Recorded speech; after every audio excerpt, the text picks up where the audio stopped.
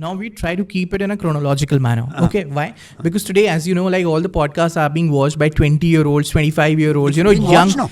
No. I mean, all of us, even young kids are watching the podcast. And space-loving kids are there, because the Chandrayaan 3 mission, the space day, everyone is into it. Yeah. Now, I want you to take them back to 1974, in that era, when everything was happening in front of your eyes.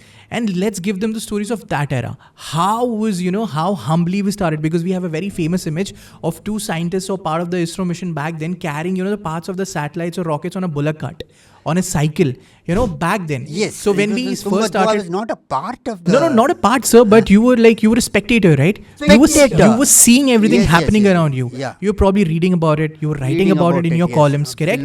Like table discussions with your dad, your mom, and that time. Yes, you're absolutely right. Now I want to know, in the 70s, our first satellite, I think it was Rohini, if I'm not wrong. Rohini satellite. With No, it was Aryabhata, the first that we launched first with satellite USSR. Was with the Russians. Yeah. It was Aryabhata. April 1975.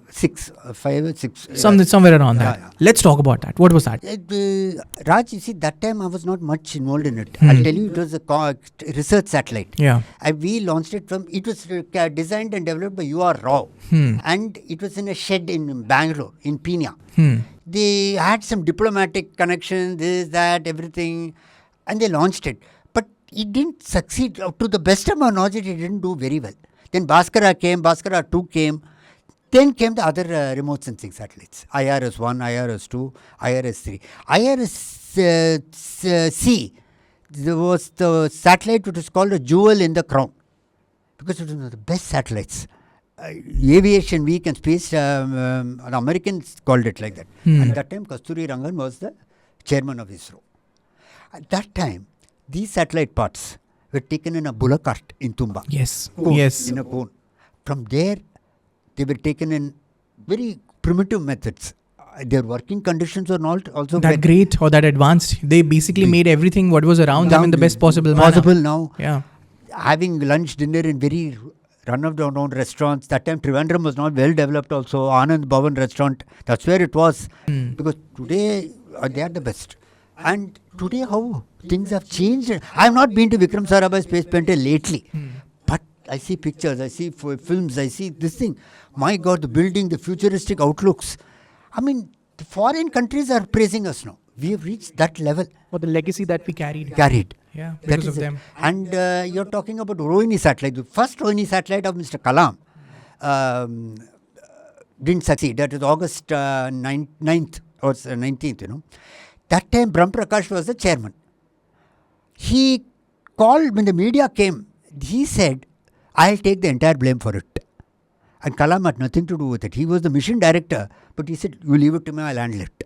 I'll take the blame. July 18th, 1980, when we relaunched it, it became a super success. Brahm Prakash said the credit goes to Kalam. That's a sign of true leader. Kalam always mentions that. And that is how the whole thing started. Yeah, that is a sign of a true leader, as they say. Wow. Then there was the SLVs ended. That era ended. So satellite launch vehicles. ASLV came, which is not too successful. What is ASLV? Augmented Satellite Launch Vehicle. You have a thing like this. Okay. That is slightly a strengthened version of the satellite launch vehicle. This thing. Then came the Polar Satellite Launch, super successful. Launches. Can you, sir, for our audiences who are not aware about these terms, ASLV, PSLV, GSLV, can you tell them what exactly are these and what do they do? SLV-3 was the first satellite launch vehicle of India, 5 stages. First. Okay. Because Vikram Sarabhai wanted it. Because if India had to be truly an independent country, we need our own launch vehicle. We shouldn't depend on foreign countries. We cannot rely on it. But we are still doing it. After that came Augmented Satellite Launch Vehicle to launch SROS series of satellites, certain type for observation, Earth observation, etc. That era ended. Then came the PSLVs for the remote sensing satellites. That is polar orbit. For remote sensing purposes, for crop observation, this, that, ground this thing. True. Then came GSLV, the 3-stage one with the cryogenic stage on the top. This is the Geo-satellite launch vehicle. Geostationary satellite launch vehicle. Okay, geostationary satellite launch vehicle. Okay. Geosynchronous satellite launch vehicle. GSLV. Then now we are having LVM3. What is that? That is for this Gaganyaan mission, Chandrayaan and all, we use the advanced version of it. Yeah.